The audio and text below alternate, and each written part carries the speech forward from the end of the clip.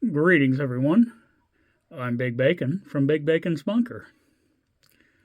I just want to take a moment to remind everybody this holiday season to make sure to cherish time with your loved ones, and to remind you that if you're looking for the perfect gift for your toy fan or collector, be sure to stop by Hella Dope Toys. They are a small, independent company of action figure and collectible e-tailers with a nice little selection. They are competitively priced, ship quickly, and pack thoroughly. So, yes, any of you who've had any Amazon or Walmart disasters with shipping, you don't have to worry about that with them. So make sure you swing on over to HelloDopeToys.com. Check out their selection, and I hope you all have a wonderful holiday season.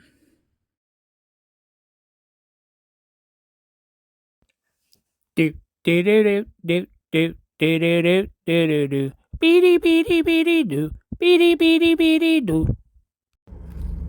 Greetings and welcome back once again to Big Bacon's Bunker. I'm your host, Big Bacon, and this is the glorious Bacon Bunker. Today we're going to be looking at the Power Rangers Lightning Collection, Mighty Morphin King Sphinx, which I did happen to pick up at a nice little discount. So, what do you say? You just sit back, relax, and enjoy the show. So, as mentioned in the introduction, today we're going to be looking at the Power Rangers Lightning Collection, Mighty Morphin King Sphinx. And yes, the most glaring thing you could see at the moment is that I got this on a nice little clearance. So, as is typical, we're going to look at the packaging, bust them out, look at the accessories, look at the figure, check the articulation, gear them up, and get them on the shelf. So, yeah, 50% off, $15. I'm fine paying that for this kind of figure. Kind of a villain of the week, if you will. Yeah, $31, $32? No. So, top of the package, we've got just one color. This side, we've got the artistic drawing of King Sphinx. This side, we actually have a wraparound image of King Sphinx. Power Rangers on the side. From the package, we've got heavy discount figure visible through this lovely plastic window. 4+ Don't Choke. The same artistic drawing of the character from the other side. Hasbro. Power Rangers Lightning Collection, Mighty Morphin King Sphinx. Stupid script. More stupid script. Back of the box. Once again, don't choke, but this time I think that warning's waving a white flag. Yes, that's right, it's French. And stupid script down on the bottom. Back here we have a digital render of the figure. Hasbro. So, let's take a moment and get to it, shall we? This is an awfully big box. So, certain things are not going to be well framed during this. Okay, a little bit in here, a little bit in there, and I was guessed right. That's right, we've got the additional stupid script. Slide this on out, and farewell box. And with the box gone, we can just set the plastic prison up there and take a good look. So, accessory-wise, looks like he comes with a couple of extra hands, a staff, and his lightning collection effect. So, I'm going to pull this back here where I can get to everything. We're going to pop everything out so we can get a good look at it.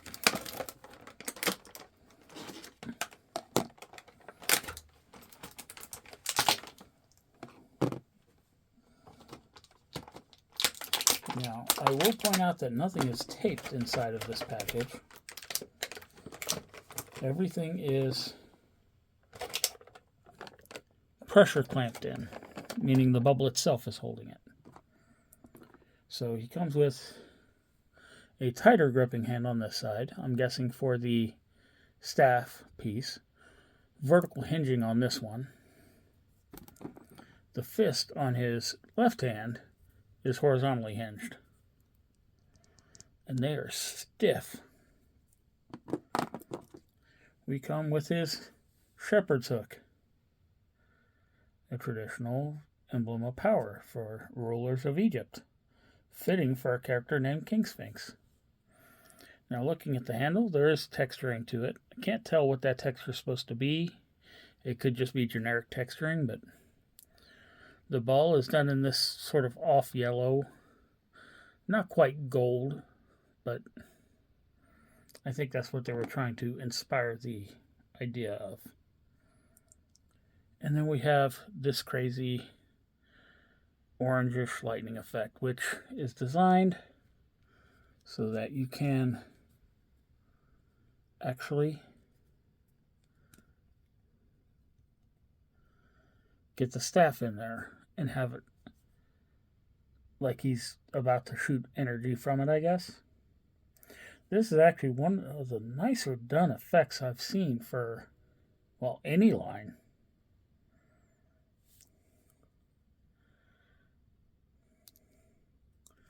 Now, none of my other Ranger figures have their effects on them, so. But yeah, the other hand is, first off, it's a very stiff hand. So trying to get this in here is not going to be easy.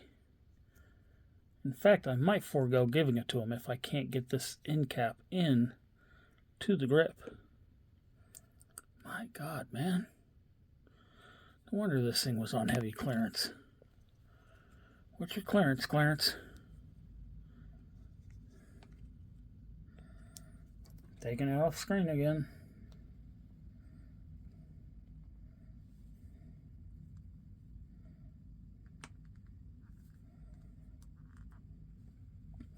Now this is one of those accessories that if you ever do get it into the hand, you never, ever, ever take it out. So, yeah, it's designed to hold that perfectly. So moving on to the figure. First things first, the wings are not attached into the figure, and I should have checked that before finalizing my accessories. Oh, that's not looking good. Oh, that's worrisome.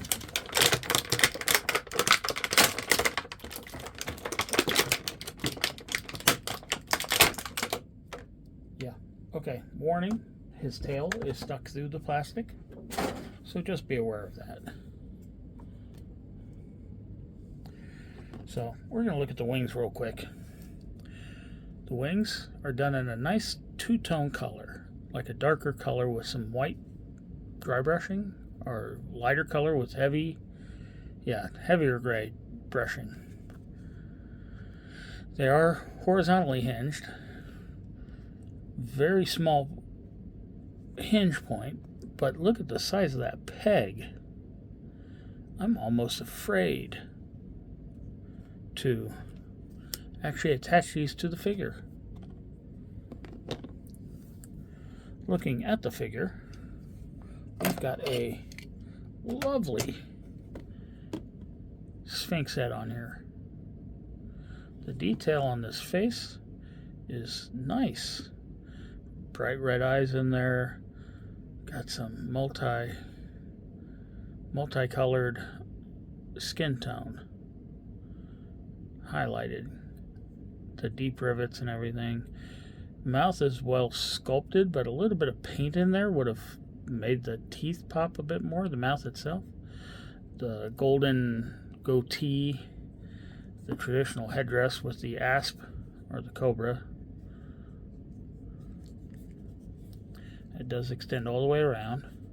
Shoulder pads match that coloration and have hieroglyphics on them. Hieroglyphics on these chest plates, the all-seeing eye. Skin tone is textured, kind of that leathery, I don't know, kind of like an elephant skin. So his belt, his front sash are all in the same color. He does have a tail. And then he's got these lovely detailed feet. Toenails could have been a little better detailed or painted differently. I mean, they look like cheap plastic. And looking at the fingernails, we don't really have that issue there. It kind of matches well with the rest of the hand. Articulation. Head is, I'm assuming, on a dumbbell because with the way this headdress fits, okay, you look up, that far, down, that far, that's it. No tilt, no rotation even. Arms will not hinge very well. Okay, so these arm plates are glued at the top and the bottom. Nope, just the bottom. But they're very rigid. So first you have to get it underneath the headdress to even get the shoulder to articulate. And when you do, once you get up this far, the pressure on the shoulder itself stops it. There is a butterfly joint in there, and the arm will fully rotate. But yeah, going up, that's all the further you really get. Bicep cup for rotation. Double jointed pinned elbow. Let's see how far it goes if I can get that other joint to articulate. So close to full range, but not quite there. Hands rotate. The basic hands that come on it have a horizontal hinge on the left and the right. So this figure has a double articulation for the waist. So we've got a ball joint up in the torso, allows for a little bit of forward, a little bit of back, and rotation obviously. And it looks like there is a crunch in there as well, but it's not wanting to activate. You can actually see the separation when he leans forward, but it doesn't. There it goes. Goes back a little bit. Forward just a small amount. It doesn't really like crunching forward. Legs will kick out this far, which on the one-legged stand is not bad. Plastic pegs underneath. Kicks forward only that far. Thigh cup for rotation. But it feels very gummy. It's like I'm twisting the peg instead of the articulation. Or at least that's what it feels like. Double jointed pinned knee allows him to get a great deal of range, but it's not a very pretty joint. So ankles do rotate. Foot hinges back that far, forward that far, front facing pin for rocker. Now these rockers are incredibly loose. So we're going to try pulling this hand, and it does pop out fairly easily. And we're going to pop in the weapon wielding hand.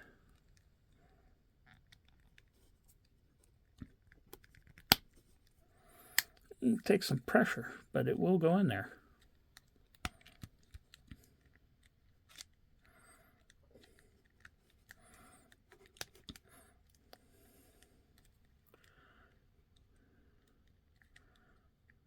Okay, I can't have it back behind him because I don't want him knocking over everything. And lastly, let's get these wings in, shall we? So yeah, there are little plugs in the back.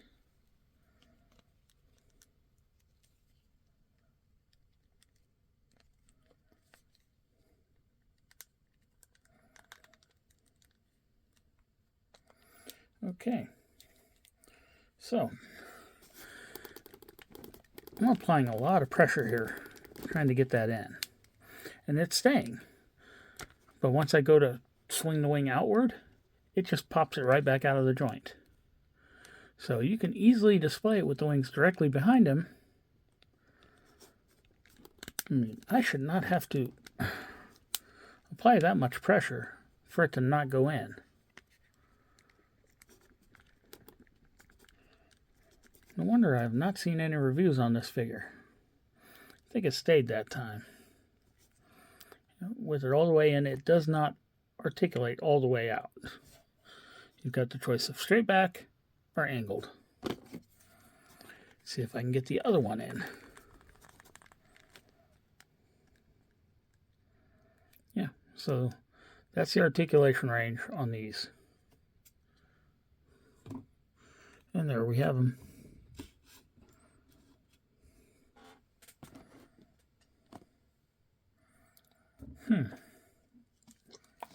Well, what do you say we take a moment and get him up on the shelf?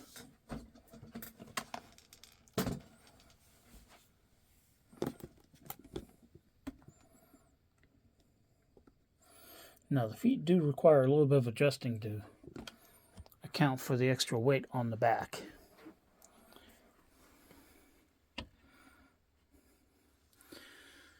So until I finish cleaning up that shelf, he's going to stay here. So once again, thanks for tuning in. Be sure to subscribe, like, share, comment, hit that notification bell. And now we'll move on to Bacon's final thoughts. Bacon's final thoughts. So, yes, this is a big piece of plastic. Articulation it's okay in some places, not so great in others. The look is good. I mean, a little bit of a dark wash, I think, would have made things look a little bit better. The accessories, kind of light. Wings, I mean, the wings barely even attach, man. All in all, I'm glad I got this at a discount, because if I had paid full price for this, I would not be a happy camper. So, until next time. Big Bacon. Yum.